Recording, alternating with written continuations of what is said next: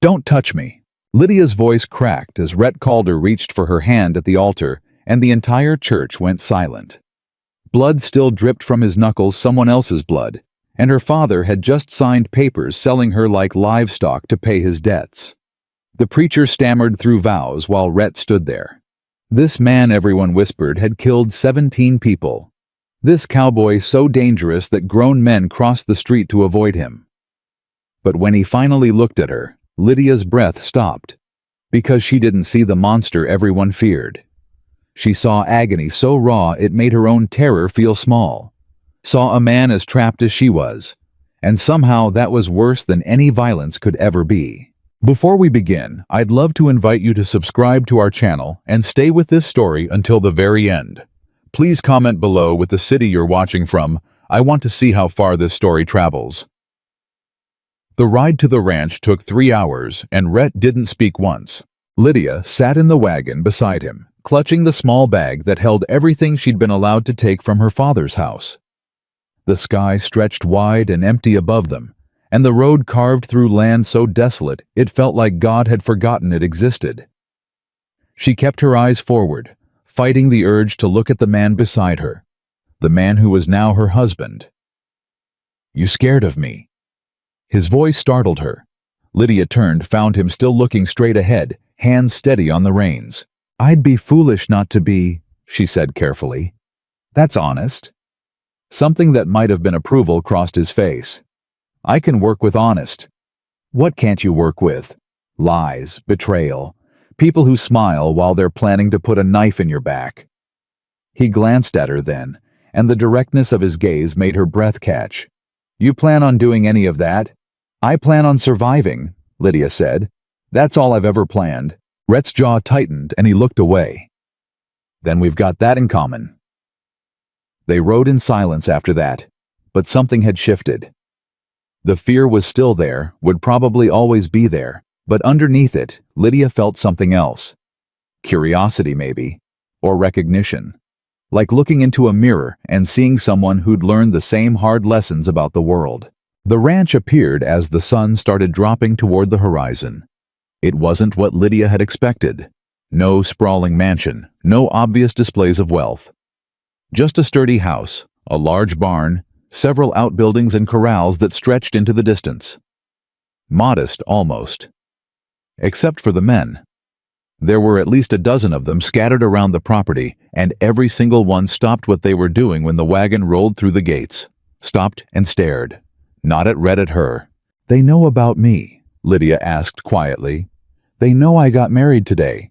They know you're not to be bothered, questioned, or approached without permission." Rhett brought the wagon to a halt in front of the house. "They know if anyone breaks those rules, they'll answer to me." He climbed down, then turned and offered her his hand. Lydia hesitated only a moment before taking it. His grip was firm but not crushing, and he released her the moment her feet touched the ground. A woman emerged from the house, older, gray-haired, with sharp eyes that assessed Lydia in 3 seconds flat. "This is May," Rhett said. "She runs the house. You need anything, you ask her." "Ma'am," May said with a brief nod. Her voice was kind, but measured. "I've got a room ready for you. Mr. Calder thought you might want to rest after the journey." "A room," Lydia looked at Rhett. "Just one." "You'll have your own space," he said flatly. "I don't force myself on women. Not for any reason." The bluntness of it caught her off guard.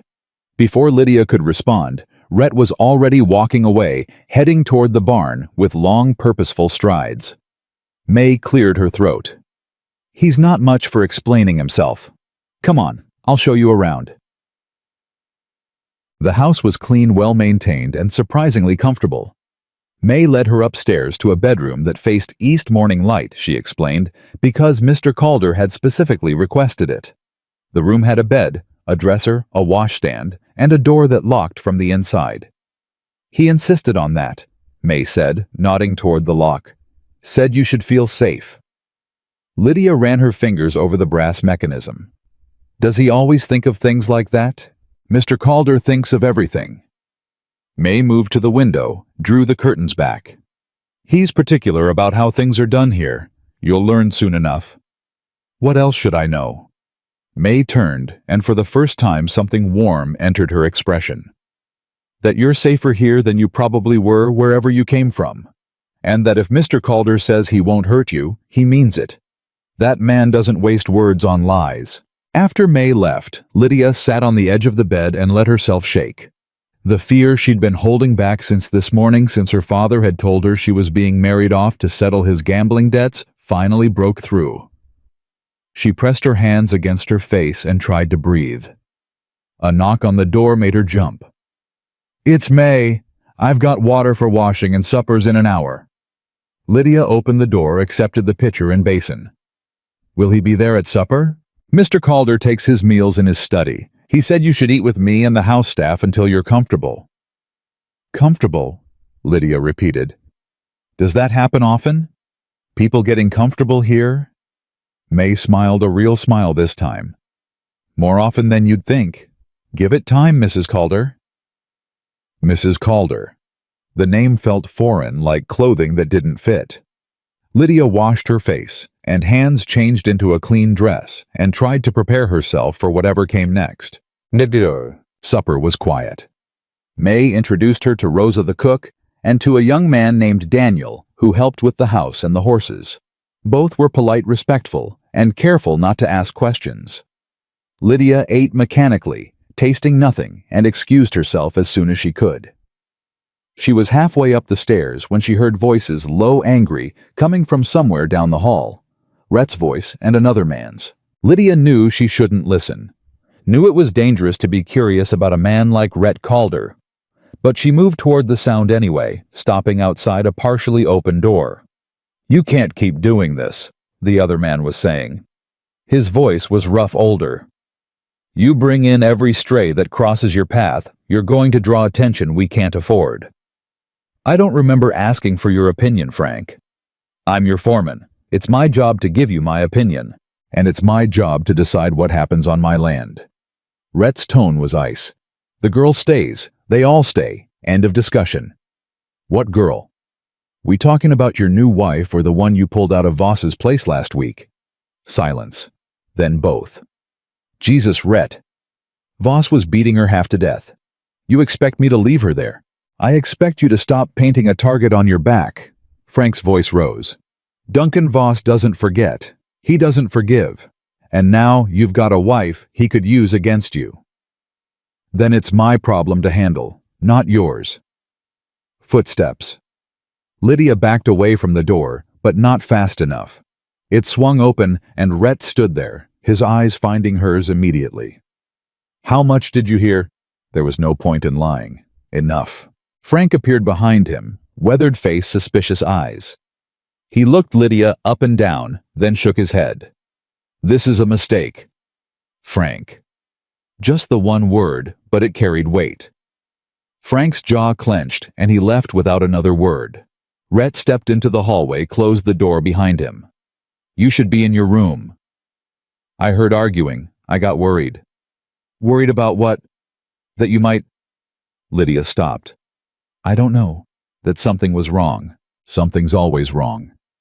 He leaned against the wall, and for the first time since she'd met him, he looked tired. "You'll learn that fast enough." "Who's Duncan Voss?" Rhett's expression went cold. "No one you need to worry about." "If Frank's right, if Voss could use me against you—" "Frank talks too much." Rhett pushed off the wall, started to walk past her, then paused. "The locked room May mentioned. The one you're not supposed to enter." "What about it?"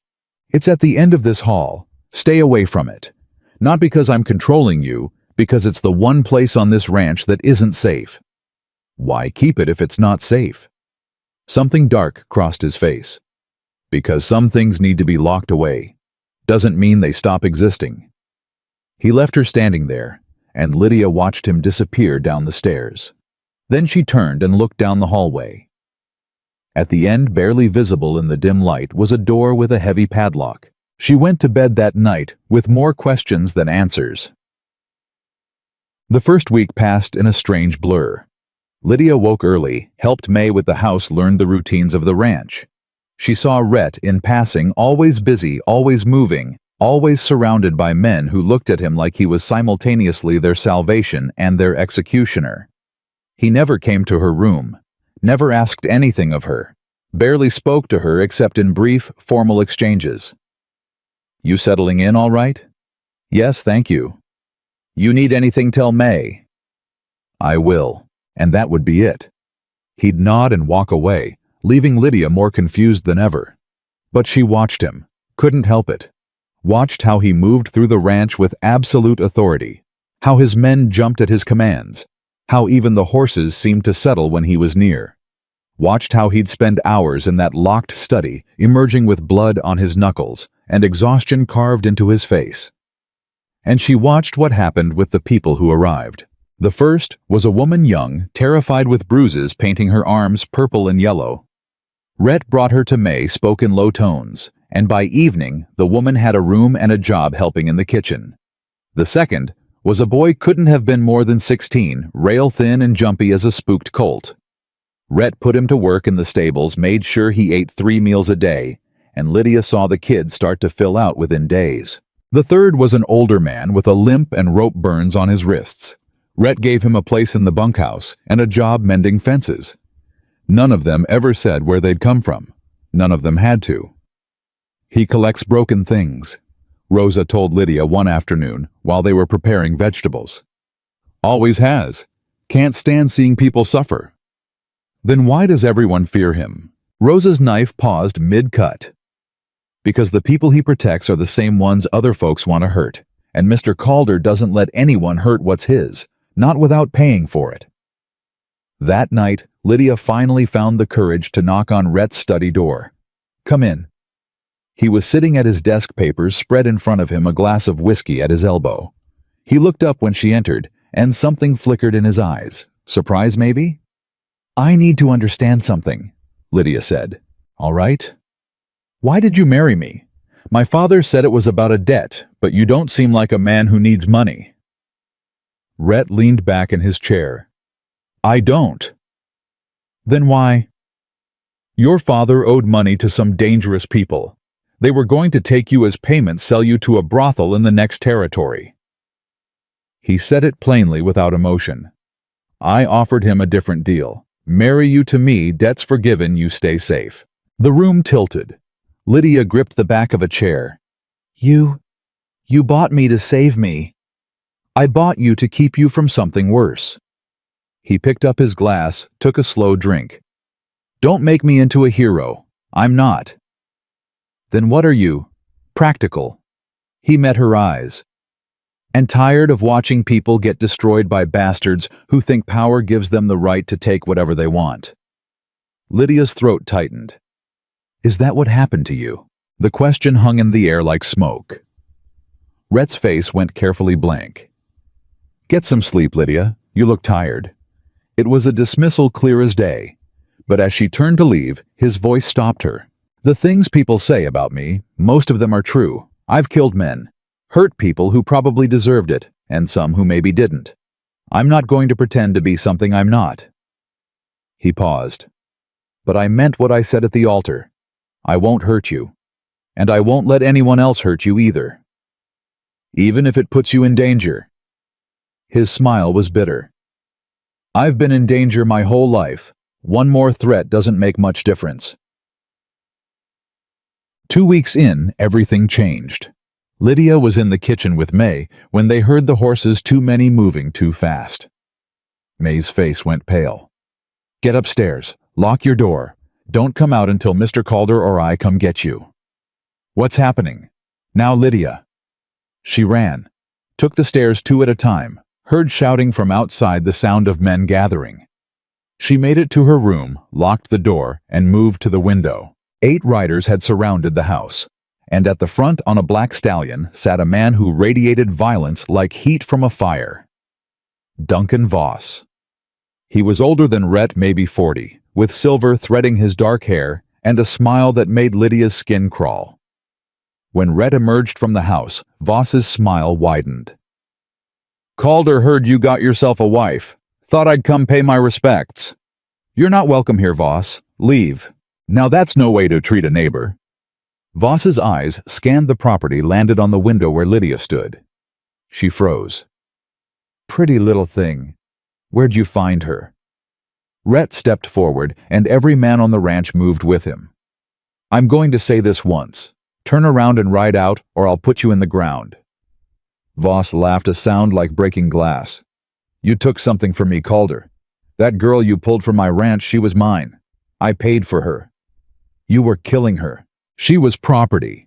I can do what I want with my property. Voss's voice turned cold. Just like you can do what you want with yours. That pretty wife up there in the window, she your property too.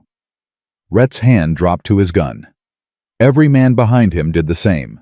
The world held its breath. Then Voss raised his hand, still smiling. Easy. I just came to talk, to make things clear. He looked directly at the window again, directly at Lydia. You've made yourself some powerful enemies, Calder.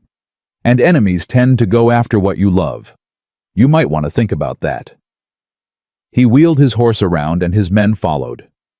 Within moments they were gone, leaving dust and threat hanging in the air. Lydia stepped back from the window, her heart hammering. A knock on her door made her jump. Lydia, it's Rhett. Open up. She unlocked the door with shaking hands.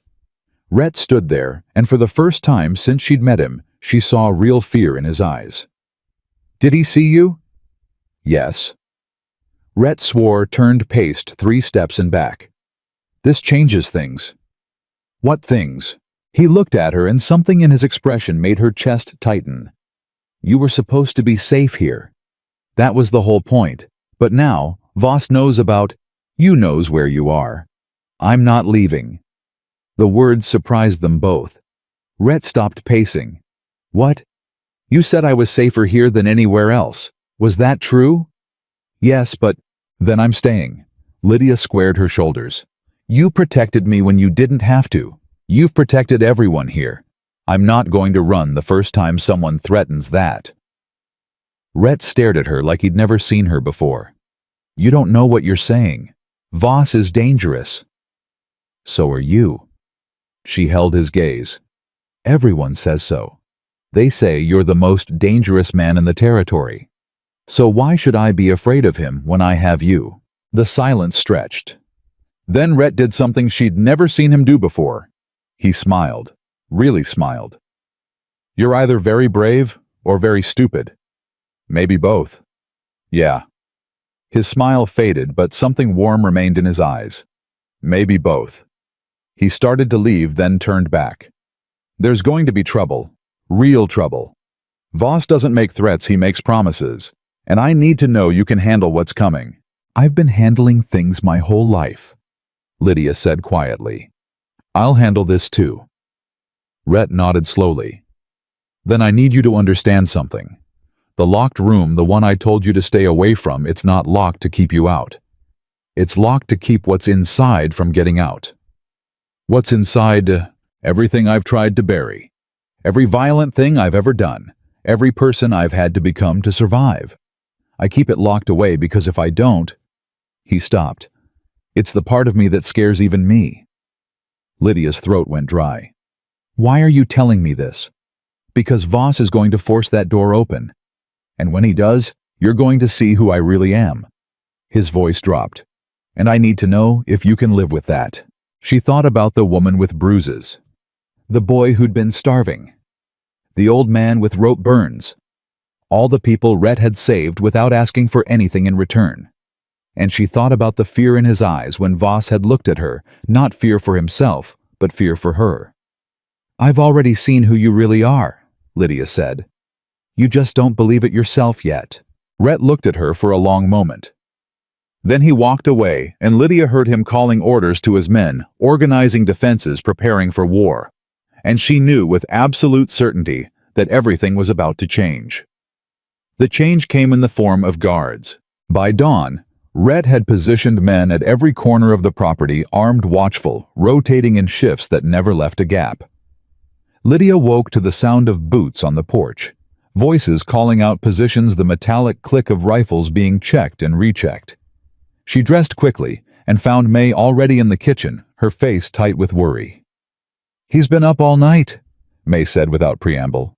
Planning, organizing. Won't eat, won't rest. Where is he now? The barn. But Lydia... May caught her arm. Let him work. When he gets like this, the best thing you can do is stay out of his way. Lydia pulled free gently. I'm not afraid of him. Maybe you should be. Just a little. But Lydia was already moving, crossing the yard toward the barn. Men nodded as she passed, their eyes tracking her with a mixture of curiosity and concern. She found Rhett in the tack room, surrounded by weapons rifles lined against the wall, pistols laid out on a workbench, ammunition boxes stacked like building blocks. You shouldn't be out here, he said without looking up. May said you haven't slept. I've got work to do. You've got men to do the work. You need rest. Finally he looked at her, and the exhaustion carved into his face made her chest ache. Rest is a luxury. Voss won't wait for me to be well rested before he makes his move. Then let me help. Help? How? His tone wasn't cruel, just weary. You know how to shoot, how to organize a defense, how to predict where a man like Voss will strike first. No, Lydia admitted. But I know how to manage a household. I know how to keep people fed and organized. I know how to free up your men so they can focus on what they do best. She stepped closer. Let me do what I'm good at so you can do what you're good at. Rhett studied her for a long moment. Then he set down the pistol he'd been cleaning. You want to help, fine, but you do exactly what I tell you when I tell you. No arguments, no questions. Understood. Understood. May's too old to be running the whole house alone, especially with the extra men we've got now. Take over the cooking rotation, the supply inventory, the sleeping arrangements. Make sure everyone eats, everyone has what they need. He paused. And keep the new arrivals calm. They're already scared. They don't need to see panic from the people who are supposed to be in charge. The new arrivals. 2 more came in last night while you were sleeping. A woman and her daughter. Voss's men were hunting them. His jaw tightened. I'm not turning people away just because he's making threats. Lydia felt something warm and fierce unfurl in her chest. I'll take care of them. She spent the next 3 days doing exactly that. Took over the kitchen with Rosa's help, organized meal schedules that fed 30 people 3 times a day, inventoried supplies, and made lists of what they'd need if they ended up under siege. She met the woman and her daughter Emma and Sarah, both pale and hollow-eyed, and gave them a room near hers, made sure they understood they were safe now. Is it true? Emma asked on the second night, her voice barely a whisper. That Mr. Calder killed 3 of Voss's men to get us out. I don't know, Lydia said honestly, but I know he brought you here, and I know he won't let Voss take you back. Sarah, who couldn't have been more than 8, looked up with eyes too old for her face. Is Mr. Calder scary? Lydia thought about that. Yes, but not to people who need protection. What about to people who hurt others? Especially to them. Sarah nodded solemnly, as if that made perfect sense. And maybe it did. Lydia saw Rhett in passing, always moving, always working, always carrying the weight of everyone's safety on his shoulders. She'd bring him food, and he'd eat it mechanically, barely tasting. She'd tell him about the household, and he'd nod his mind already 3 steps ahead, planning for threats she couldn't see. But on the 4th night, something shifted. She brought dinner to his study, and found him staring at the locked door at the end of the hall. Just staring, his hand resting on his gun, like he expected it to burst open at any moment. Rhett! He flinched, actually flinched, and turned. Sorry, I thought you were... He stopped. Never mind. Who did you think I was? No one. It's nothing. But his hand stayed on the gun. Lydia set the tray down. What's in that room? I told you. Things that need to stay locked away. That's not an answer. It's the only answer you're getting. He moved past her, headed for his study. Eat something. You've been running yourself ragged. So have you. I'm used to it. That doesn't make it right. He stopped, turned back. What do you want from me, Lydia? The question caught her off guard. I don't. I'm not asking for anything. Everyone wants something. Your father wanted money. Voss wants revenge. My men want safety. What about you? His eyes were too sharp, too knowing. What do you want? The truth came out before she could stop it. I want to understand you. Silence. Then Rhett laughed a harsh, bitter sound. No, you don't. Trust me. You keep saying that. Keep pushing me away. But you married me to save me. You've given me freedom I never had before, and you're protecting people who have nowhere else to go. Her voice rose. So yes, I want to understand why a man everyone calls a monster is the only person I've ever met who actually acts like he cares whether people live or die. Rhett's face went very still. You want to know why? Yes. Because I know what it's like. The words came out flat, emotionless. I know what it's like to be helpless. To have someone with power decide your life doesn't matter. To beg for mercy and get nothing but pain. He took a step toward her. I was 12 when my father sold me to pay his debts. 12 years old, and the man who bought me... He stopped. I spent 6 years learning exactly how creative people can be with cruelty. And when I finally got free, I made myself a promise. I'd never be helpless again. And I'd never let anyone else be helpless if I could stop it. Lydia's throat closed. Rhett, that's what's in this locked room. Everything I did to survive those 6 years. Every person I had to hurt. Every line I had to cross. Every piece of myself I had to destroy to become someone who couldn't be destroyed. His voice dropped. You want to understand me. That's what you need to understand. I'm not protecting these people because I'm good. I'm doing it because I remember being them. And I remember praying someone would come save me. His smile was broken. No one ever did. Lydia couldn't breathe, couldn't think.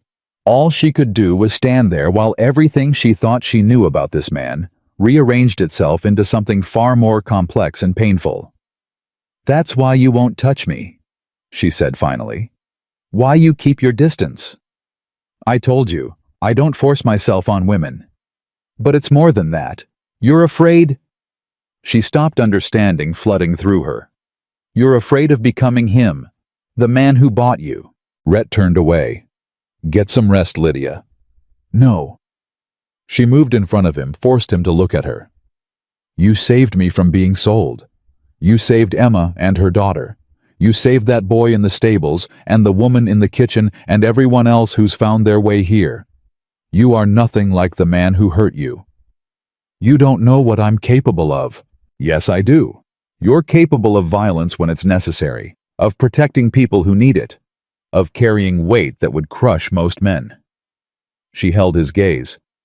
But you're also capable of giving me a room with a lock on the inside, of making sure I have choices, of treating me like a person instead of property. Lydia, he taught you how to survive, but he didn't teach you how to be cruel. You learned that yourself, and you chose to use it to protect instead of destroy. Her voice cracked. Don't you see? You're not him. You never were. Rhett's expression broke.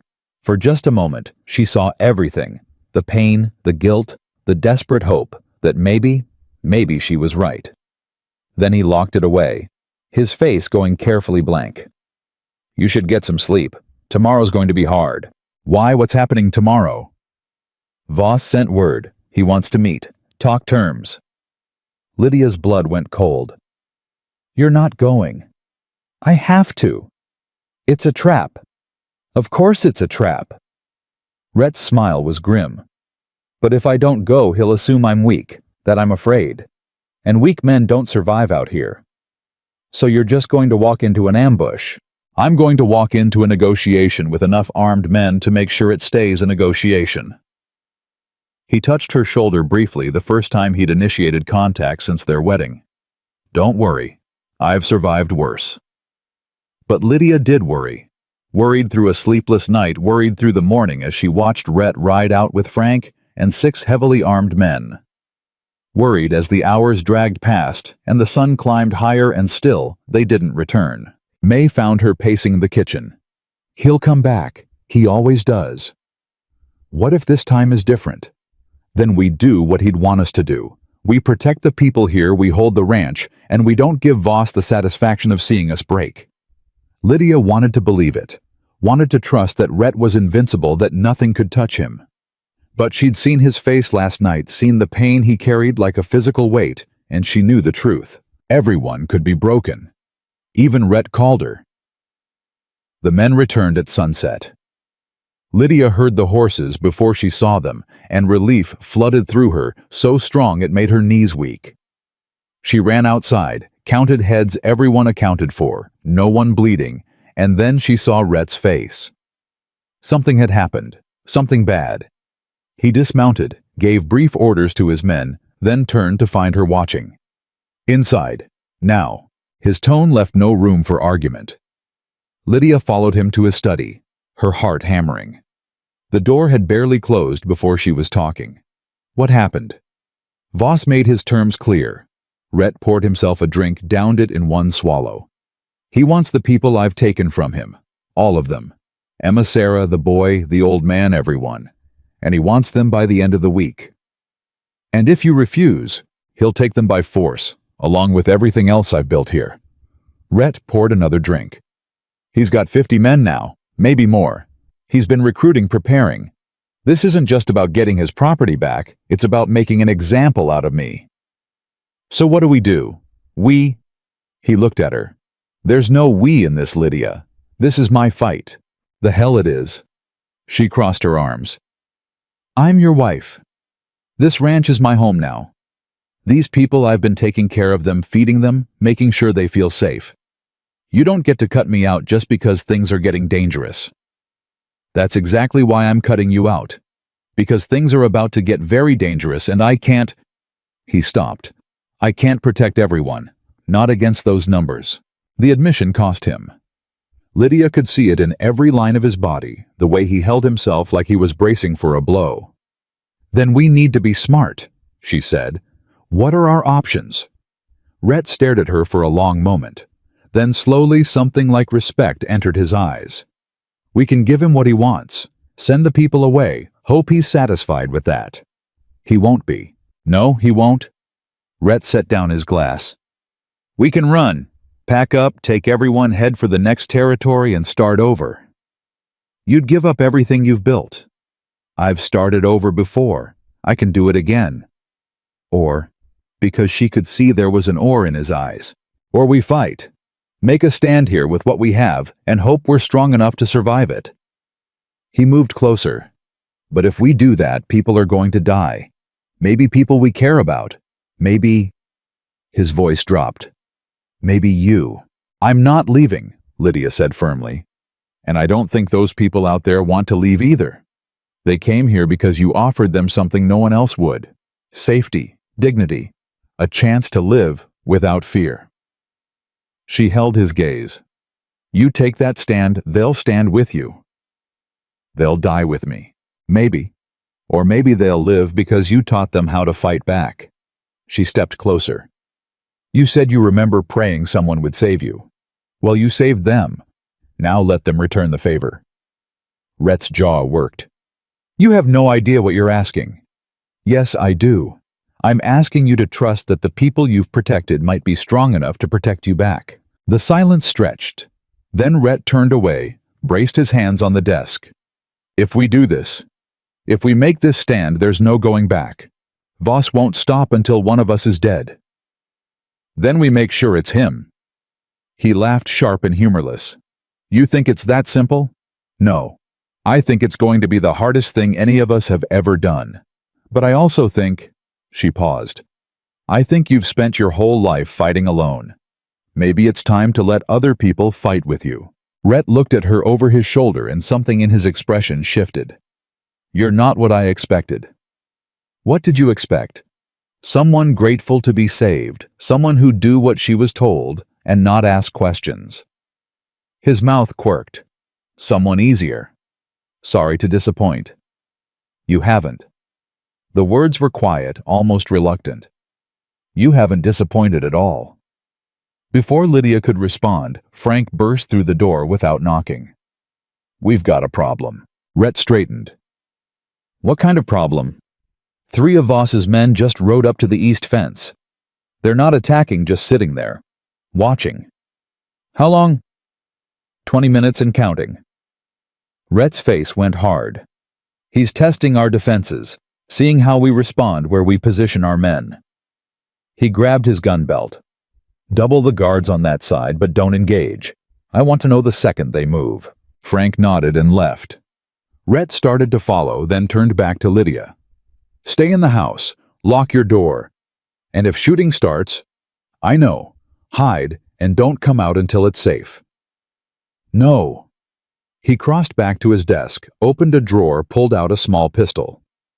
If shooting starts, you defend yourself. This is loaded, safety's here. He demonstrated. You point, you shoot, you don't hesitate. Understand? Lydia took the gun with shaking hands. I know. But if it comes down to your life or someone else's, you pull that trigger. His eyes were fierce.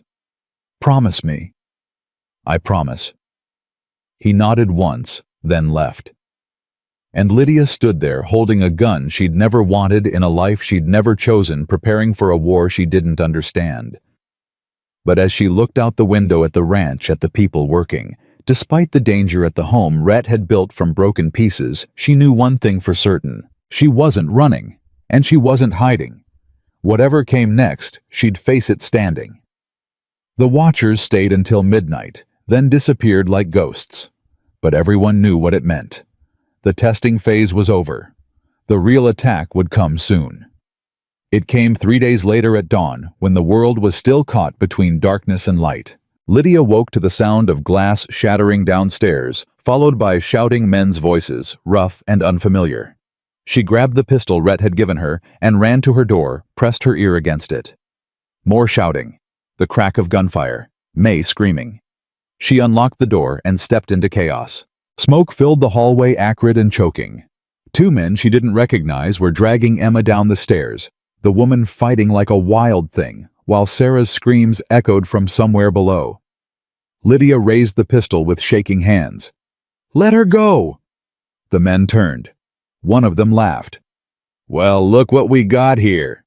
The new Mrs. Calder trying to play hero. I said let her go. Or what? You gonna shoot us? He took a step toward her. You even know how to use that thing, sweetheart?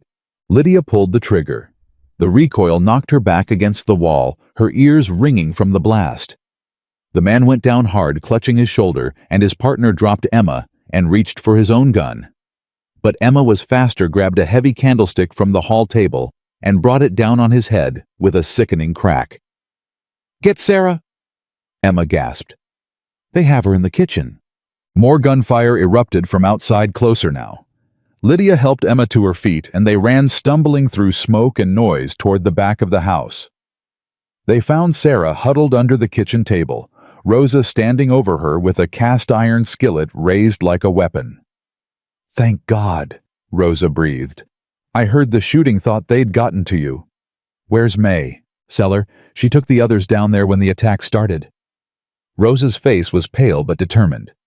Mr. Calder's outside with the men. It's bad, Lydia. Real bad. A window exploded, inward glass spraying across the floor. Lydia shoved Emma and Sarah toward the cellar door. Go, now. Get everyone down there and don't come up until... The front door slammed open, and boots thundered through the house. Male voices calling out to each other, searching. Lydia raised her pistol again, but Rosa caught her arm. There's too many. We have to hide. They made it to the cellar just as the kitchen door burst open. Lydia pulled it shut behind them and threw the bolt, her heart hammering so hard she thought it might break through her ribs. In the darkness below, she could hear crying, whispered prayers, the sound of people trying not to breathe too loud.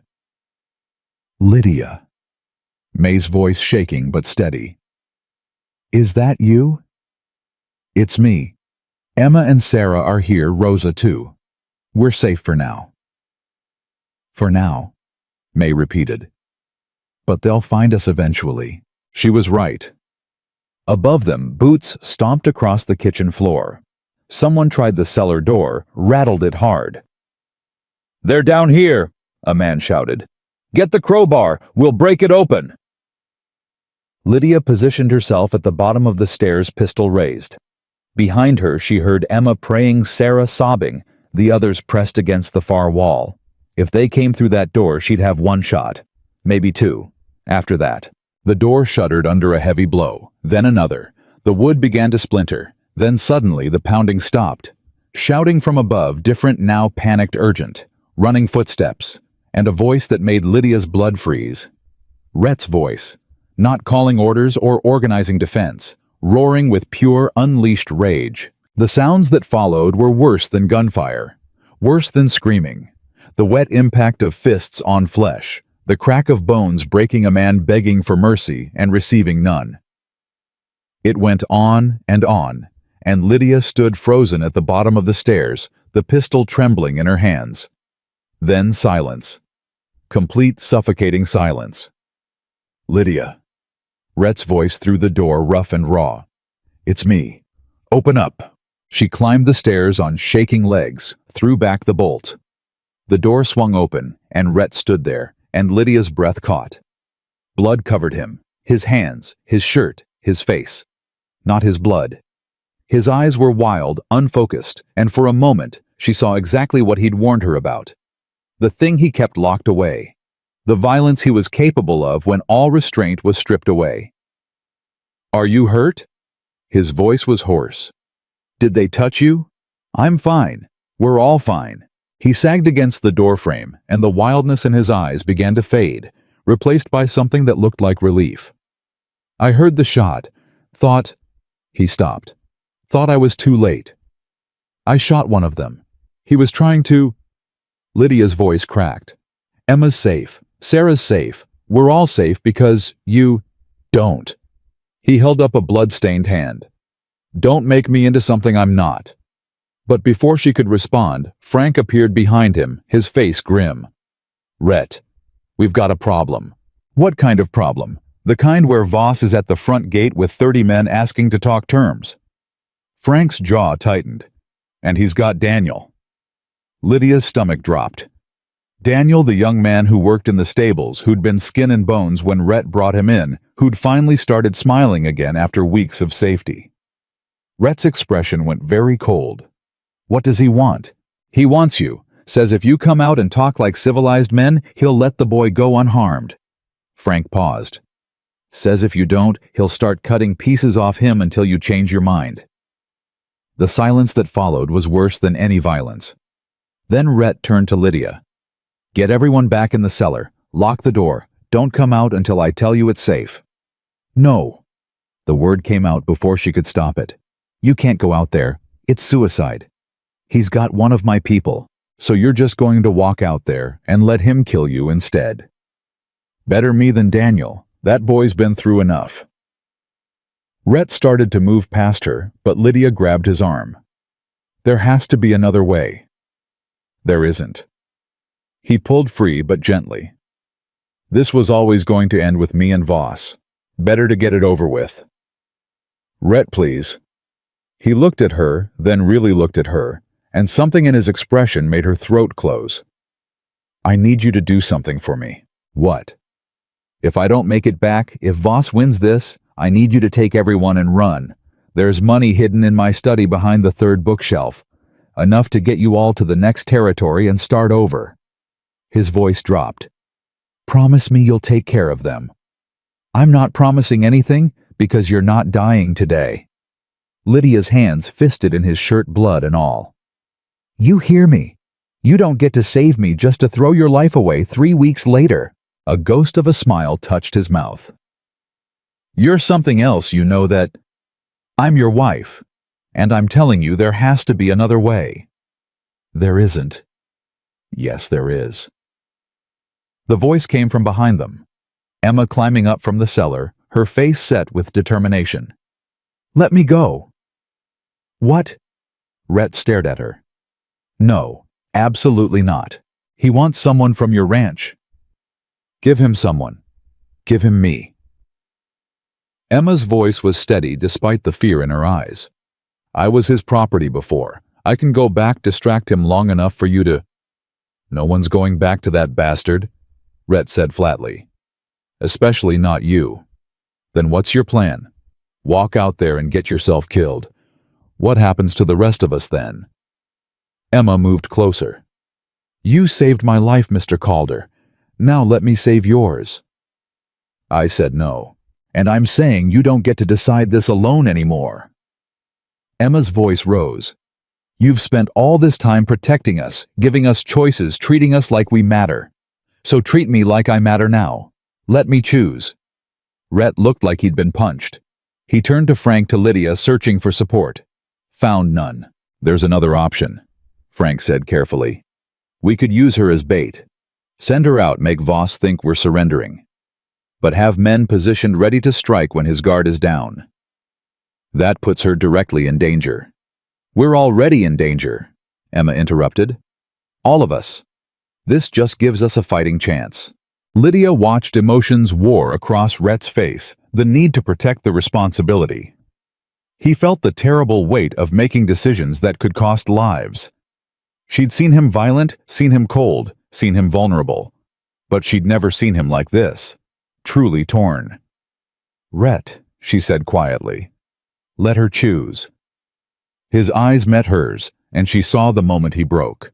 Saw the careful control he'd maintained for years finally crack under the weight of caring too much about too many people. Fine, he said roughly. But we do this my way. Emma goes out, trades herself for Daniel. The second the boys clear, my men open fire. We take down as many of Voss's men as we can before they scatter. He looked at Frank. Position sharpshooters on the roof in the barn loft behind the water trough. I want crossfire from 3 directions. Frank nodded and left. Rhett turned to Emma. You don't have to do this. Yes, I do. Her voice was soft but firm. You gave me my life back, Mr. Calder. If I can help you keep yours, that's a debt I'm happy to pay. 20 minutes later, Lydia watched from an upstairs window as Emma walked across the yard toward the gate. Voss sat on his horse at the front of his men, Daniel kneeling at his feet with a rope around his neck. Even from a distance, Lydia could see the boy shaking. Let him go, Emma called out. I'm here. You can have me. Just let the boy go. Voss's laugh carried across the yard. Well, well, look who finally came to her senses. He yanked Daniel to his feet. You think I'm stupid enough to make a straight trade? I take you back. I still have to deal with Calder. No. He pulled a gun, pressed it to Daniel's head. Tell Calder to come out here himself, unarmed, hands where I can see them. He does that, I let both of you go. Emma stood frozen. He won't. Then the boy dies. Voss cocked the gun. You've got 10 seconds to convince your savior to be a hero. No, wait, please. 10, 9, 8. Lydia's hands gripped the windowsill hard enough to hurt. She could see Rhett's men in position on the roof in the barn, crouched behind cover. Could see the impossible calculation playing out. If they opened fire now, Daniel would die. If they waited, Rhett would have to expose himself. 7, 6, 5. Then Rhett stepped out of the house, hands raised, walking slowly toward the gate. Every step deliberate, every movement screaming that he knew this was a trap and was walking into it anyway. Rhett, no! Emma's voice cracked. Go back, it's not worth it. But he kept walking, reached the gate, stopped 10 feet from Voss. I'm here, let them go. Voss's smile was vicious. You know I've been waiting for this moment. Years of you acting like you're better than everyone else.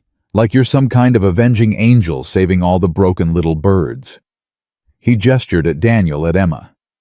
When really you're just a scared kid playing dress-up, pretending you're strong when we both know the truth. You want to talk about the truth? Rhett's voice was ice. Let's talk about how you buy people because you're too pathetic to earn their loyalty.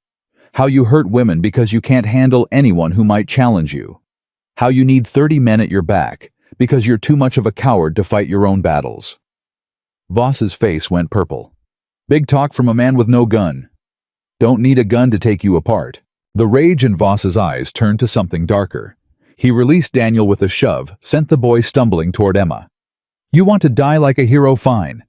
But first, I'm going to make sure you watch everyone you've protected suffer. Starting with that pretty little wife of yours." He raised his hand, and 5 of his men started toward the house. That's when Lydia saw it, the exact moment Rhett's control shattered completely. He moved like lightning, closing the distance to Voss before anyone could react. Grabbed the man's gun hand, twisted it until bones cracked, and used the man's own momentum to haul him off the horse. They hit the ground hard, and then Rhett was on him, fists flying with surgical precision. Gunfire erupted from every direction. Rhett's men opening up on Voss's crew. Voss's men returning fire. Chaos exploding across the yard. But Rhett didn't stop. Didn't even pause. Just kept hitting Voss with methodical, terrifying efficiency. Lydia ran. Didn't think, just moved, racing down the stairs and out the door toward the fighting. She heard May screaming her name, heard someone shouting at her to get down, but all she could see was Rhett covered in blood, his knuckles split open.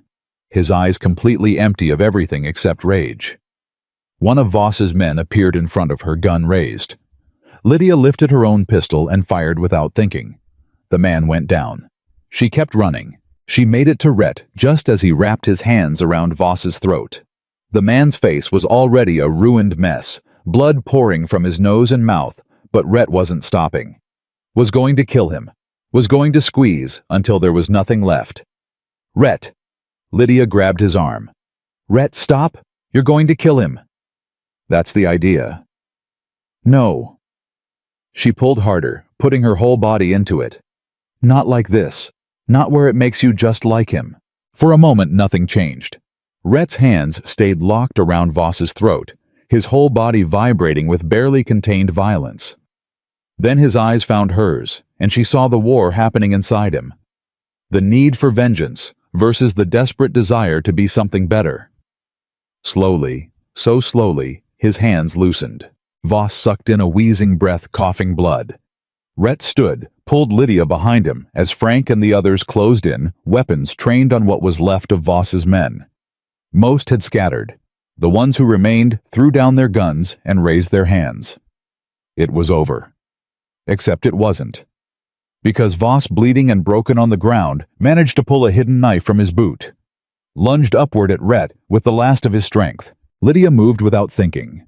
Shoved Rhett aside, felt white-hot pain slice across her ribs as the knife found flesh instead of its intended target.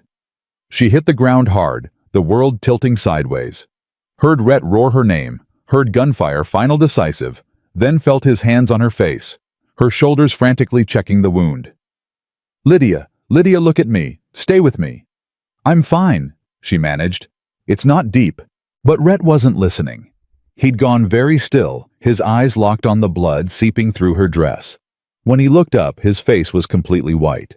"You shouldn't have. Why did you—" His voice broke. "You could have died." "So could you." "That's different." "No, it's not." She caught his hand, held it against her cheek despite the blood. "You don't get to decide your life matters less than mine. You don't get to throw yourself away like you're worth nothing." Rhett's breathing was ragged, his hands shaking as they pressed against her wound to stop the bleeding. "I can't lose you. I can't." He stopped, seemed to realize what he was saying. "I just got you. I can't lose you already." Lydia's vision was starting to blur, but she forced herself to focus on his face. Saw tears tracking through the blood and dirt. Saw fear so raw it made her chest ache. "Then don't push me away anymore," she whispered. "Stop trying to protect me from yourself. Stop acting like caring about people makes you weak." Her fingers tightened on his. "I see you, Rhett. All of you. The violence and the pain and the terrible things you've had to do. And I'm still here. I'm still choosing to stay." Something in him broke then. She could see it happen, could see years of walls and defenses crumbling all at once. He pulled her up into his arms carefully, like she might shatter, and held her like she was the only thing keeping him anchored to the earth. "You're a fool," he said against her hair, "choosing someone like me." "Maybe, but I'd rather be a fool who chose you than smart and alone." Frank appeared above them. "We need to get her inside. That wound needs cleaning before." "I know." But Rhett didn't let go. Not yet. just held her for one more moment, like he was memorizing the feeling of her still breathing, still alive. Then he stood lifting her like she weighed nothing and carried her toward the house. Behind them, the ranch lay in ruins, broken windows, bullet holes, bodies of Voss's men being dragged away. But as Lydia looked up at Rhett's face, she saw something new there. Not just pain, not just fear. Hope. Fragile and tentative, but real. And she knew with absolute certainty that something fundamental had changed between them. The war was over, both the one with Voss and the one Rhett had been fighting inside himself. What came next would be harder in different ways, but at least they'd face it together. Together started with Rhett refusing to leave her side for 3 days straight. May cleaned and bandaged the knife wound while Rhett sat beside the bed, his hand wrapped around Lydia's like he was afraid she'd disappear if he let go. The cut wasn't as bad as it had looked painful, but clean, already starting to heal. But every time Lydia so much as winced, Rhett's face went white and his grip tightened. "You need to rest," May told him on the second day. "You haven't slept since the attack." "I'm fine." "You're not fine. You're running on fury and fear, and that only lasts so long before you collapse." May's voice softened. "She's going to be all right. The wound is healing clean, but she needs you healthy, not half dead from exhaustion." Rhett didn't answer, just sat there staring at Lydia's face like he was memorizing every detail. Lydia squeezed his hand. "She's right. You look terrible." "I've looked worse. That's not the compliment you think it is." She tried to smile, but pain flared across her ribs and she gasped. Immediately, Rhett was on his feet, hovering. "What's wrong? Is it bleeding again? Should I get—" "I'm fine. Just moved wrong." She caught his wrist, pulled him back down. "Rhett, I'm not dying. You can breathe." But he couldn't. She could see it in every line of his body, the way he held himself like he was bracing for her to be torn away at any moment. This wasn't just fear about the wound. This was something deeper, older. Something that had been building since the moment she'd stepped between him and that knife. "Talk to me," she said quietly. "About what?" "About why you're acting like I'm made of glass." His jaw worked. "You took a knife meant for me." "Yes." "You could have died, but I didn't." "You could have." His voice cracked. "Do you have any idea what that would have—" He stopped, pulled his hand free, stood and paced to the window. "I've lost people before, people I cared about, people I was supposed to protect, and every single time I told myself it was my fault. That if I'd been faster, smarter, stronger, they'd still be alive." "Rhett. And then you show up. This woman I barely know who I married to, saved from something worse who should hate me for dragging her into this mess. And instead, you—" His hands fisted against the windowsill. "You chose to stay. Chose to stand with me. Chose to take a knife meant for me because you thought my life was worth saving." Lydia pushed herself up, carefully ignoring the pull in her ribs. "It is worth saving." "You don't know that." "Yes, I do. I've seen you remember, seen what you do for people, how you protect them, give them choices, treat them like they matter." She swung her legs over the side of the bed. "You're not responsible for every bad thing that's ever happened. You're not God. You're just a man trying to do right by people who've been hurt." He turned, and the pain in his eyes was staggering. "What if trying isn't enough? What if I can't keep you safe? Then I'll keep myself safe. And when that's not enough, I'll trust you to help. But Rhett—" She met his gaze. "You can't protect me from everything, and you can't punish yourself every time something goes wrong. How am I supposed to just accept that? By letting me make my own choices. By trusting that when I chose to step in front of that knife, it wasn't because I'm weak or stupid. It's because I care about you." The words hung in the air between them. "You don't have to carry everything alone anymore." Rhett's expression broke. He crossed to her in 3 strides, dropped to his knees in front of where she sat, and pressed his forehead against her hands. "I don't know how to do this," he said roughly, Don't know how to let someone in. Every time I've tried, it's ended badly. So we'll figure it out together, make mistakes together, learn together. Lydia touched his hair, felt him shudder. I'm not asking you to be perfect. I'm just asking you to let me stay. He lifted his head, and she saw tears tracking down his face. What if I hurt you? What if you don't? The question seemed to stun him, like he'd never considered that possibility before, that maybe, just maybe, he could be close to someone without destroying them. May cleared her throat from the doorway. There's people downstairs who want to see you both. When you're ready. Rhett wiped his face, stood. Give us a few minutes. After May left, he helped Lydia to her feet, steadied her when she swayed. You shouldn't be walking yet. I'm not staying in bed while people need to know we're all right. She leaned on him, felt his arm come around her waist, careful, protective, but also something else. Possessive maybe, like he was finally allowing himself to hold on instead of pushing away. They made it downstairs slowly. Found the main room packed with people, Frank, Daniel, Emma, and Sarah Rosa, the old man with the limp, the woman with bruises that were finally fading to yellow. Every person Rhett had saved, standing together, waiting. Emma spoke first. We wanted to thank you, both of you, for what you did. You don't need to thank us, Rhett said. Yes, we do. Emma's voice was firm. You could have given us up, could have saved yourself. But you didn't. You fought for us. Nearly died for us. She looked at Lydia. Both of you did. And we wanted you to know, Daniel added, his young voice stronger than it had been weeks ago, that we're staying. All of us. We're going to help rebuild, help defend this place, because it's not just your ranch anymore, it's ours too. Rhett's throat worked. You don't owe me. It's not about owing, Frank interrupted. It's about choosing. Same way you chose to protect us, we're choosing to stand with you. He gestured to the others. All of us. Lydia felt Rhett's arm tighten around her waist. Felt the way he was struggling to hold himself together. This man who'd spent his whole life alone, convinced he had to fight every battle by himself, was finally seeing what she'd tried to tell him. That the people he'd saved weren't just grateful, they were loyal. We're family.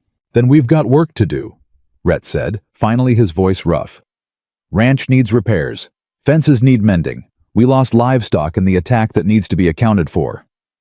He paused. And we need to make sure nothing like this happens again. Which means better defenses, more preparation, and everyone knowing how to protect themselves. We'll handle it, Frank said. You just focus on healing up, both of you. Over the next week, Lydia watched the ranch transform. Watched people who'd arrived broken and scared start working with purpose, with pride. Daniel took charge of the stables, organized a rotation for feeding and exercising the horses. Emma and Rosa expanded the kitchen, started teaching Sarah how to cook. The old man whose name Lydia finally learned was Henry turned out to be a master carpenter and began reinforcing the doors and windows. And Rhett watched it all with something that looked like wonder. Like he couldn't quite believe this was real, that these people actually wanted to stay. Wanted to build something with him, instead of just taking his protection and running. But he was still holding back, still keeping that final distance between them, sleeping in his study, taking his meals alone when he could. And Lydia knew why.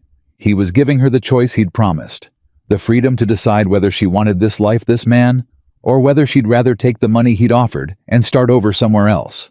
The question came on the 8th day, when the wound in her side had healed enough that she could move without pain. She found Rhett in his study papers, spread across his desk, a bottle of whiskey open at his elbow. You've been avoiding me, she said. He didn't look up. Been busy. No, you've been scared. She closed the door behind her. Scared that if you get too close, I'll realize what a mistake this was and leave. Finally, he met her eyes. Would it be a mistake? I don't know. You won't let me close enough to find out. Rhett set down his pen. The attack is over. Voss is dead, his men scattered. You're safe now, safer than you've ever been. He pulled open a drawer, took out a thick envelope. There's enough money in here to get you anywhere you want to go. New territory, new name, new life. No one would blame you for taking it. Lydia stared at the envelope. Is that what you want? For me to leave? I want you to have a choice. A real one, not one forced on you by your father's debts or my need to save people. His voice was steady, but she could see his hands shaking. I want you to choose your own life. And if I choose to stay, something flickered in his eyes. Hope, maybe, or fear. Then you're choosing this, all of it.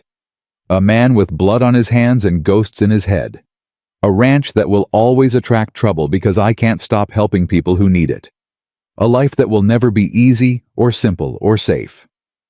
Sounds terrible, Lydia said. Then she walked to his desk, picked up the envelope and tore it in half. Rhett's breath caught.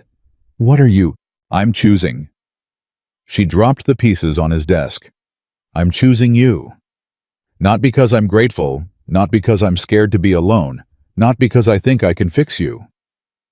She moved around the desk, stood in front of him. I'm choosing you because in 3 weeks, you've shown me more respect, more freedom, more genuine care than anyone else in my entire life. Because you gave me a locked door and a loaded gun and the right to say no. Because you're willing to tear yourself apart trying to protect people you barely know. Lydia. I'm choosing you because when I look at you, I don't see a monster. I see a man who survived something terrible and decided to use that pain to help others instead of hurt them. I see someone who's been alone too long and doesn't know how to let people in, but is trying anyway. Her voice cracked. And I'm choosing you because when that knife came at you, the only thing I could think was that the world needs you in it. That I need you in it. Rhett stood so fast his chair fell over. You don't know what you're saying. I know exactly what I'm saying. I love you, Rhett Calder. I love your stubborn need to save everyone. I love how careful you are with broken things. I love that you gave me a choice, even when it terrified you that I might choose to leave. She took his face in her hands. And I love that underneath all that violence and pain, you're just someone who wants to be seen as something other than dangerous. I am dangerous. I know. But you're also kind, protective, loyal to a fault, and you're mine if you want to be. She held his gaze. Do you want to be? The question hung between them. Rhett's hands came up to cover hers, and she could feel him trembling. I don't know how to be what you need, he said hoarsely. You already are. You just have to stop pushing me away. What if I fail? What if I can't? Then we fail together. But Rhett... She stepped closer. You've spent your whole life preparing for the worst. Maybe it's time to hope for something better. He made a sound that might have been a laugh or a sob. Then he was kissing her, desperate and tender, and full of years of loneliness, finally breaking open. Lydia kissed him back, tasted salt from tears she wasn't sure were his or hers. Felt his arms come around her like he'd been waiting his whole life for permission to hold on. When they finally broke apart, Rhett pressed his forehead to hers. I don't deserve you. Good thing it's not about deserving, it's about choosing. She smiled. And I choose you, every day, for as long as you'll have me. Forever, he said without hesitation. If you're offering forever, I'll take it. Then it's yours. They stood there for a long time just holding each other, and Lydia felt something settle in her chest. This was right. This was home. Not the ranch or the room with the locked door him. This complicated, damaged, beautiful man who'd saved her in more ways than she could count. The next morning, Rhett took her to the locked room. Are you sure? She asked as he pulled out the key. If we're doing this, if you're really staying, you need to see everything. His hand shook slightly on the key. Need to know what you're choosing. The door swung open. Inside was sparse a bed, a desk shelves lined with journals. Nothing frightening, nothing monstrous. I don't understand, Lydia said. Rhett picked up one of the journals, handed it to her. Read. She opened it carefully. Found page after page of names, dates, details written in Rhett's precise handwriting. The man who'd bought him when he was 12. The overseer who'd beaten him, the men he'd killed to escape, every person he'd hurt, every line he'd crossed, every piece of himself he'd destroyed to survive. "This is what I keep locked away," Rhett said quietly. "Not weapons or violence. Memory. Proof that I'm not the hero everyone thinks I am. That I've done things I can never take back, hurt people who maybe didn't deserve it, crossed lines that can't be uncrossed." Lydia set down the journal. "You were 12 years old and sold into slavery. You did what you had to do to survive. I killed a man when I was 15. Stabbed him 17 times because I was so angry I couldn't stop." His voice was flat, emotionless. "I burned down a building with people inside because they'd helped the man who owned me. I've tortured information out of people. He stopped. "I've done things that would make you run if you knew the details." "Then tell me the details." He stared at her. "What? You want me to know everything? Then tell me, all of it. Don't just give me the journal and hope I'll be horrified enough to leave." She sat on the bed. "Tell me what happened. Tell me who you had to become. And then let me decide if it changes anything." So he did. Sat beside her and talked for hours, his voice steady and cold, laying out every terrible thing he'd ever done. The violence, the rage, the moments when he'd been more animal than human. And Lydia listened, didn't flinch, didn't pull away, just sat there holding his hand while he dismantled himself piece by piece in front of her. When he finally finished, the sun was setting. Rhett sat in silence, waiting for her judgment. "Thank you for telling me," Lydia said finally. "That's it. That's all you have to say." "What do you want me to say? That I'm horrified, disgusted?" She turned to face him. "I'm heartbroken. Heartbroken that a child was put in a position where he had to do those things to survive. Heartbroken that you've been carrying this guilt alone for so long. But disgusted, no. How can you not be? Because I see the whole picture. I see a boy who was sold and broken and forced to become something he never wanted to be. And I see the man he became despite that, someone who uses his strength to protect instead of destroy. Someone who gives people choices instead of taking them away." She squeezed his hand. "You think this room holds proof you're a monster. I think it holds proof you're human. Flawed and hurting, and doing the best you can with what you were given." Rhett's breathing hitched. "I don't know how you can look at me and not see—" "I see you?" Lydia interrupted. "All of you. The violence and the gentleness, the rage and the compassion, the man you were forced to become and the man you chose to be." She touched his face. "And I love all of it, even the parts you think make you unlovable." He broke then, completely, pulled her into his arms and sobbed against her shoulder while she held him, rocked him, whispered that he was safe now, that he didn't have to fight alone anymore, that she wasn't going anywhere. And when the tears finally stopped, when he lifted his head and looked at her with red-rimmed eyes, she saw something new there. Not hope or fear or pain. Peace. "I love you," he said. Simple, direct, like he'd been waiting years to say it and finally had permission. "I know," Lydia said. "I've known since you gave me that locked door, since you handed me a gun and taught me how to defend myself, since you carried me inside after the attack like you were carrying something precious." She smiled. "You just needed to know it yourself." Rhett kissed her, then soft and reverent, like she was something sacred instead of just a woman who'd chosen him. And Lydia kissed him back, tasted forgiveness and new beginnings, felt the last of the walls between them finally crumble. When they left that room, Rhett locked the door behind them. But his hand was steady this time, because the ghosts didn't own him anymore. They were just memories, just proof that he'd survived. And now, finally, he could start living. Living started with small things. Rhett moving his belongings from the study to the bedroom they now shared. Learning to reach for her in the night instead of pulling away. Letting her see him at his worst, exhausted, angry, broken, and trusting she wouldn't use it against him. It was terrifying and beautiful and harder than any fight he'd ever fought, but Lydia stayed patient, stayed steady, and gradually the walls came down. The ranch healed too. They rebuilt the damaged structures, reinforced the defenses, planted crops in fields that had been fallow.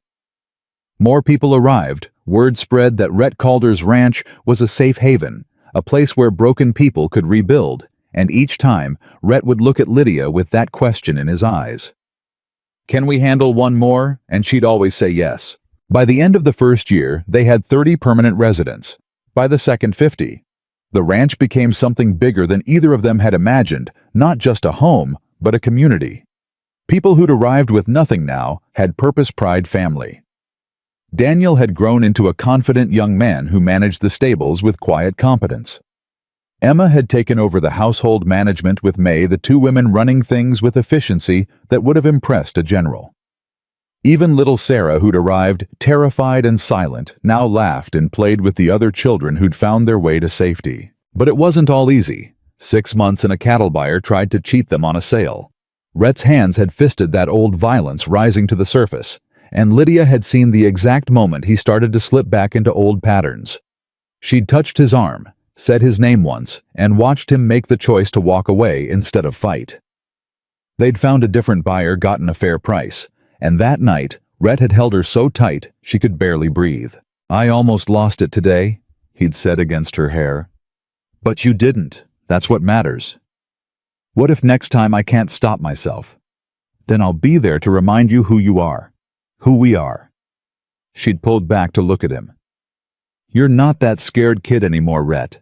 You're a man with choices, and you're choosing to be better every single day."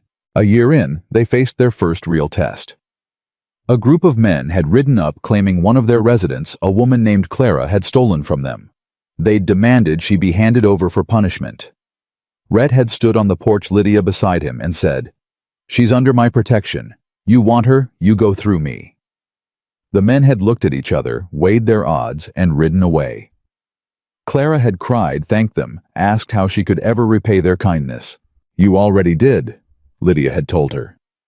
"You chose to survive. That's enough." After that, the challenges became different. Not about fighting off threats, but about building something that would last. They started a school for the children, taught them to read and write and defend themselves. They established trade relationships with neighboring ranches, proving they weren't just outlaws hiding in the wilderness, but legitimate business partners. They built a chapel, nothing fancy, just a simple structure where May led Sunday services and people could gather to celebrate marriages and mourn losses. And through it all, Rhett changed. Not overnight, not completely, but gradually. The hard edges softened. The constant vigilance eased. He learned to laugh, really laugh deep and genuine at Daniel's terrible jokes and Sarah's dramatic retellings of stories. He learned to ask for help instead of shouldering everything alone. He learned to believe that good things didn't have to end in tragedy. But the biggest change came 2 years in, when Lydia told him she was pregnant. She'd expected fear. Expected him to spiral into worry about everything that could go wrong. Instead, he'd gone very still, then dropped to his knees and pressed his face against her stomach like he was listening for proof this was real. "We're going to have a baby," he'd said, voice shaking. "Yes. A child. Our child. Are you all right?" He'd looked up at her with tears streaming down his face. "I never thought, after everything I've done, I never thought I'd get to have this. Get to have you, a family, a life that's about more than just surviving." His hands had trembled against her. "I don't know how to be a father." "Neither do I. We'll figure it out together." She'd run her fingers through his hair. "Just like we've figured out everything else." The pregnancy wasn't easy.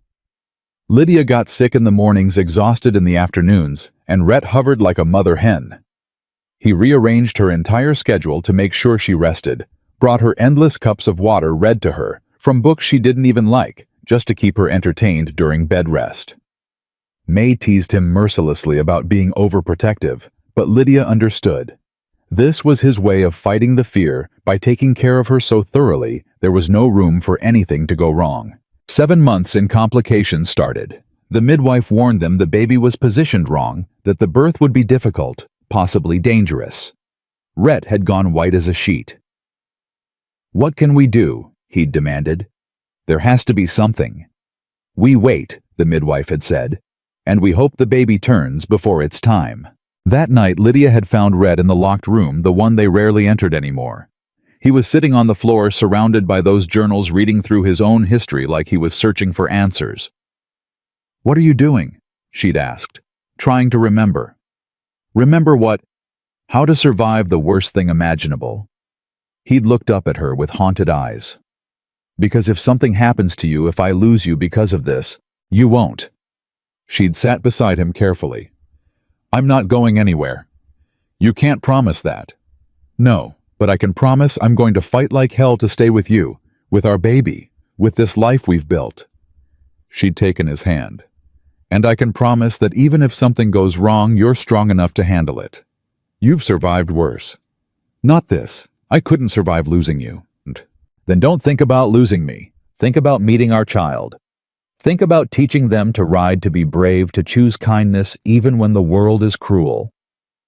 She'd smiled through her own fear.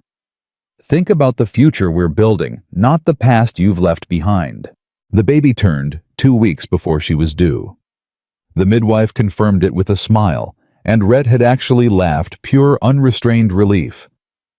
When their daughter was born a month later, screaming and healthy and perfect, Lydia watched Red hold her for the first time and saw a transformation she'd never thought possible. All that violence, all that rage, all that carefully controlled danger, it melted away in the face of 8 pounds of furious infant.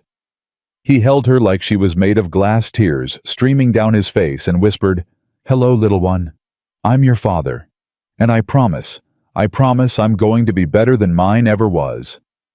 They named her Rose after Lydia's mother, and from that moment on, everything shifted again. Rhett became the kind of father Lydia had only dreamed existed. Patient when Rose cried in the night.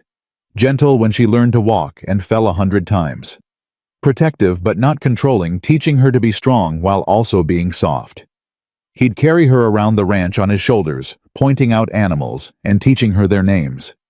He'd read her stories every night, making up silly voices that made her giggle.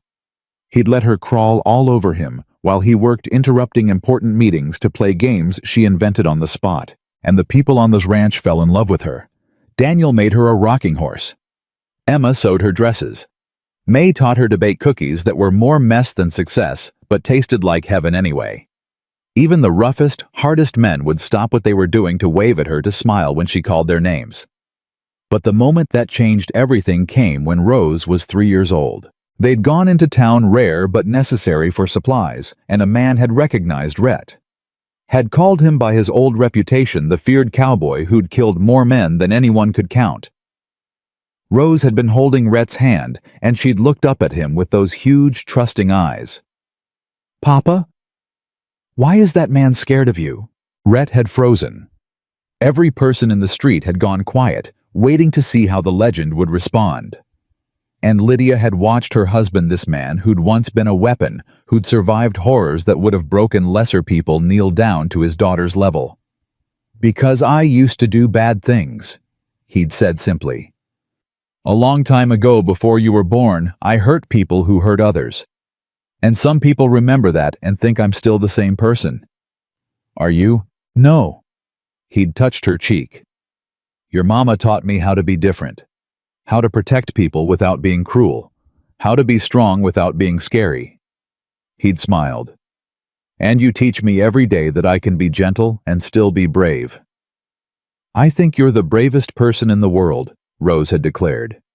Then she'd hugged him, and Red had held her while half the town watched, and Lydia had seen the exact moment his old reputation died and a new one was born. After that, things changed in ways they hadn't expected. Other ranchers started bringing their problems to Rhett, not because they feared him, but because they respected him.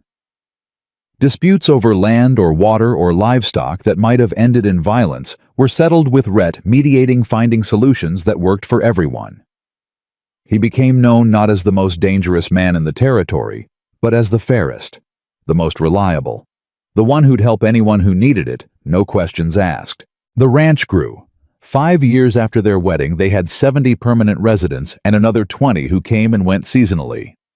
They'd built 3 new bunkhouses, expanded the kitchen, added a proper schoolhouse.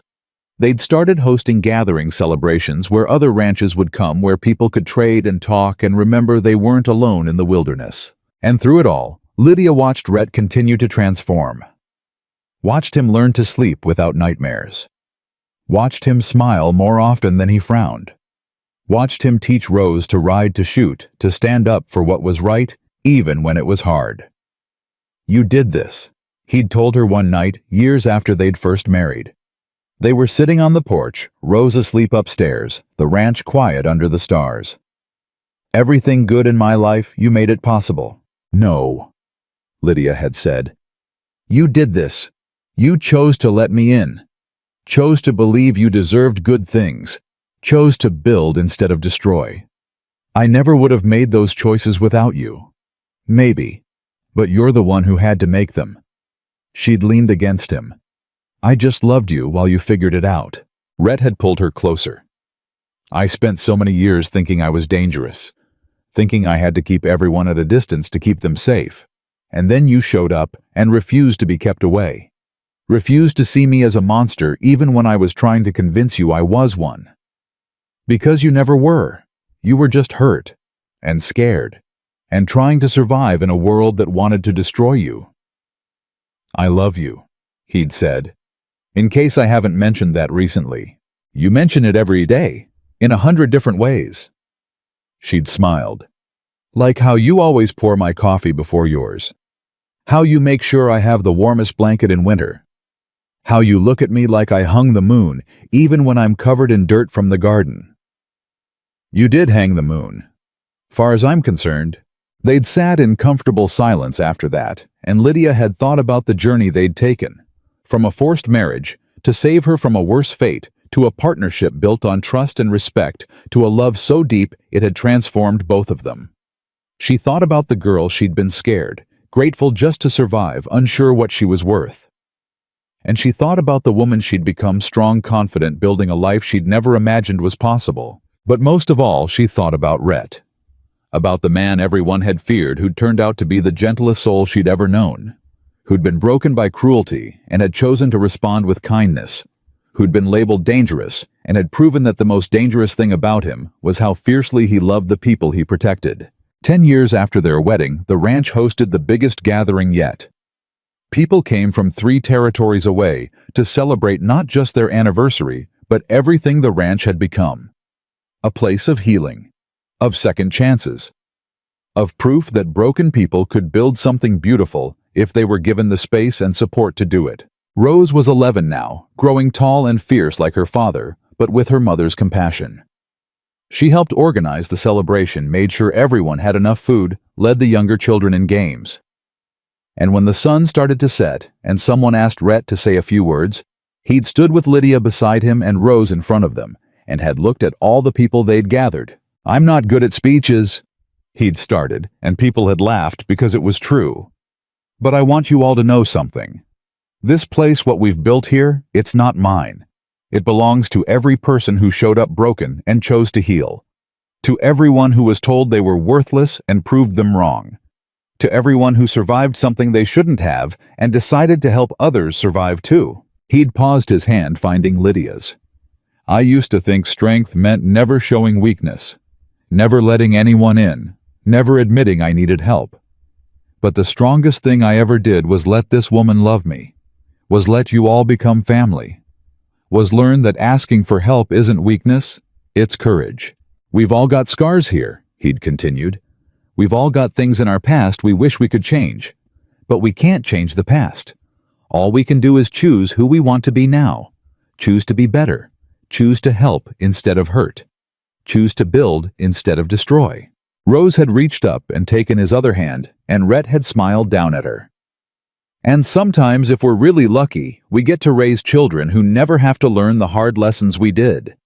Who grow up knowing they're loved and valued and safe. That's the real victory. Not surviving, thriving. Not just protecting ourselves, creating a world where others can be protected too." The crowd had erupted in applause, and Lydia had felt tears streaming down her face. Because this was it. This was the life they'd built from ashes and pain and stubborn hope. This was proof that people could change, could heal, could become more than their worst moments. That night, after everyone had gone to bed, Lydia and Rhett stood together looking at the ranch they'd created, at the buildings they'd raised, at the gardens they'd planted, at the evidence of hundreds of lives touched and changed. "Do you ever regret it?" Lydia asked. "Taking that deal with my father, marrying a stranger to save her from something worse?" Rhett pulled her close. "Every single day." Her heart stuttered. "What?" "I regret that it took me so long to realize what I had. That I wasted time being scared when I could have been loving you.